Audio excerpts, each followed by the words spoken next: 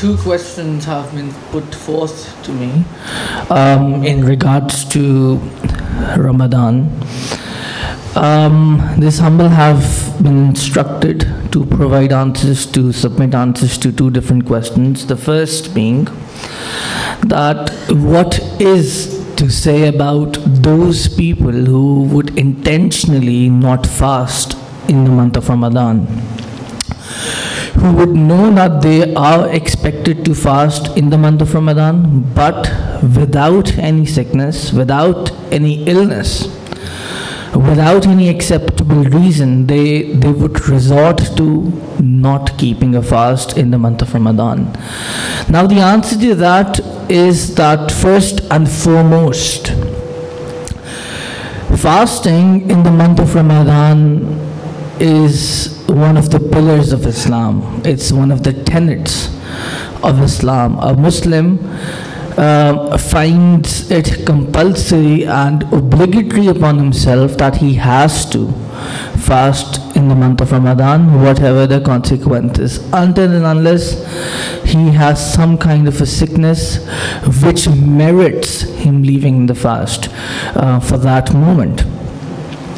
With that being said, it needs to be understood that yes, Ramadan, fasting in the month of Ramadan, it is a pillar of Islam. It is not a supererogatory act. It is not a nafili act, but it is a farz act, which has been made obligatory and compulsory upon the Muslims. So this is not something that we can leave out of our will. We are obliged to fast in the month of Ramadan. Now, while referring to and reverting to a blessed hadith of the Holy Prophet, peace be upon him, the leader of the worlds, the noble, the honorable, the distinguished, the most revered, the unprecedented and the unrivaled beloved of Allah, the unsurpassable model of behavior, the beacon of light, the illuminated one, the omen of hope, and the messenger of love, and the beloved of Allah, the Holy Prophet Hazrat Muhammad Mustafa sallallahu alaihi wasallam. He states that I was resting when two people came to me. So I was resting when two people came to me, and they held me by my arms and took me near a mountain. They held me by my arms, and those two people took me near a mountain, and then they asked me to climb the mountain. The Holy Prophet, peace be upon him, thereon replied, and he says that he replied to them that I cannot climb the mountain because I do not have the apparent strength to climb the mountain. Thereupon those two people replied to the beloved Prophet, peace be upon him. He replied that they will make the climb easy for the Holy Prophet, peace be upon him.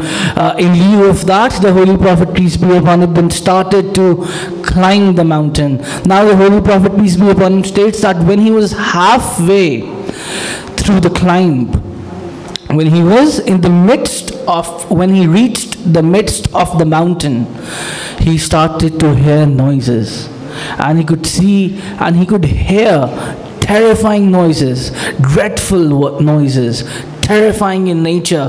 The Holy Prophet, peace be upon him, he says that I started to hear those terrifying noises, and I thereupon inquired from those people, what are these voices? What are these voices? They replied that these are the noises coming from the people of the hellfire. The fire of hell has surrounded these people, and it is in that consequence that they are screaming now. And then the Holy Prophet, peace be upon him, says that then they brought me to such people. Then those two people, they took me to such people who were hung by their knees, and they were bleeding from the jaws.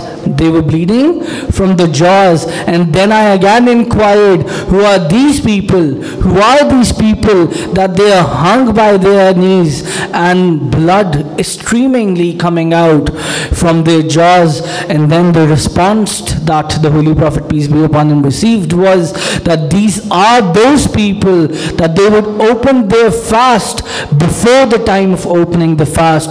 That is, they would open their fast before the time of iftari. So that merits consideration now, that there is this time of iftari at which a Muslim is supposed to break his fast. Now if you do that before that time, then we have the consequences recorded in the blessed Hadith Sharif, that such people were hung by their knees, and there was blood coming out of their jaws, their teeth. When the Holy Prophet, peace be upon him, inquired that why are these people in such a state, what occurred to them that they were given such a harsh punishment, the Holy Prophet, peace be upon him, received the response that these are those people that they would break off their fast before the time.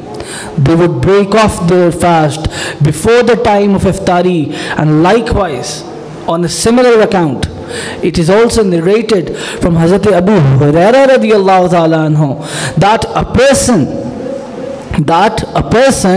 who left a single fast of Ramadan without any reason, that he had no medical issues, he was not ill, he was not sick, there were no medical issues engulfing him, surrounding him, yet he left the fast in the month of Ramadan, the compulsory fast.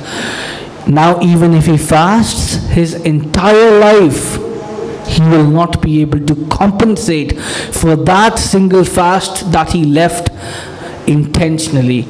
So the answer to this is that yes, if a person, on the other hand, if a person intentionally leaves the Ramadan fast, he does not intentionally keeps the fast of Ramadan, he will have to atone for it. He will have to observe kafara of the same.